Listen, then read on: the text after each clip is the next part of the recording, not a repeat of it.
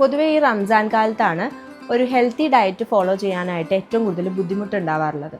എന്നാൽ നമ്മളൊന്ന് ശ്രദ്ധിച്ചു കഴിഞ്ഞാൽ ഈ സമയത്തും നമുക്കൊരു പ്രോപ്പർ ഡയറ്റ് മെയിൻറ്റെയിൻ ചെയ്യാൻ പറ്റും.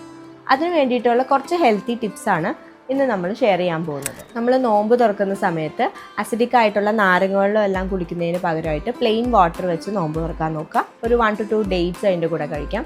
അതിനുശേഷം വാട്ടർ റിച്ച് ആയിട്ടുള്ള ഫ്രൂട്ട്സ് കഴിക്കാൻ നോക്കുക. വാട്ടർമെലൻ, ഓറഞ്ച്, മുസമ്പി പോലുള്ളത്. പിന്നെ ഷുഗർ ഇട്ടിട്ടുള്ള ജ്യൂസ് എല്ലാം അവോയ്ഡ് ചെയ്യുന്നതാണ് നല്ലത്.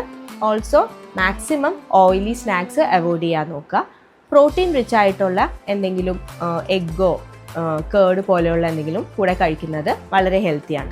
അതുപോലെ നൈറ്റ് മാക്സിമം ഫുഡ് കഴിച്ചിട്ട് അത്താഴം സ്കിപ്പ് ചെയ്യുന്ന ഒരു പ്രവണത കുറച്ച് പേർക്കുണ്ട്. അതൊട്ടും നല്ലതല്ല. അത്താഴം ഒരു കാരണവശാലും സ്കിപ്പ് ചെയ്യരുത്. ഇനി അത്താഴത്തിൻ്റെ സമയത്ത് നമ്മൾ ഫുഡ് കഴിക്കുമ്പോൾ നമ്മൾ കുറച്ചുകൂടെ ഫുള്ളായിട്ട് ഇരിക്കാൻ പറ്റിയ ഓട്സ്, ചപ്പാത്തി പോലത്തുള്ള സ്ലോ കാർബ്സ്, അതുപോലെ തന്നെ എഗ്ഗ്, പനീർ, ചിക്പി പോലെയുള്ള പ്രോട്ടീൻ ആയിട്ടുള്ള ഫുഡുകൾ, പിന്നെ യോഗട്ട് അല്ലെങ്കിൽ കേർഡ്, ഫ്രൂട്ട്സ്, ഇതെല്ലാം കഴിക്കുന്നതാണ് ഏറ്റവും നല്ലത്.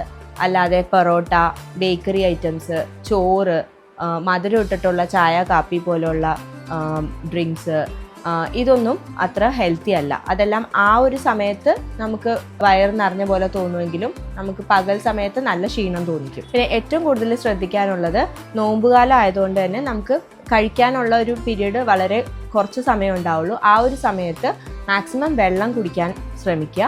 അത് ഒറ്റയടിക്കല്ലാതെ ഇൻ ബിറ്റ്വീൻ ആയിട്ട് വെള്ളം കുടിക്കാൻ ശ്രമിക്കുക. ചിയ സീഡ്സ് ഇട്ടിട്ടുള്ള വെള്ളം കുടിക്കുന്നത് നല്ല ഹെൽപ്ഫുള്ളാണ്. നമുക്ക് ദാഹം ഒരു പരിധിവരെ കൺട്രോൾ ചെയ്യാനായിട്ട് ഇത് ഭയങ്കര ഹെൽപ്ഫുള്ളാണ്.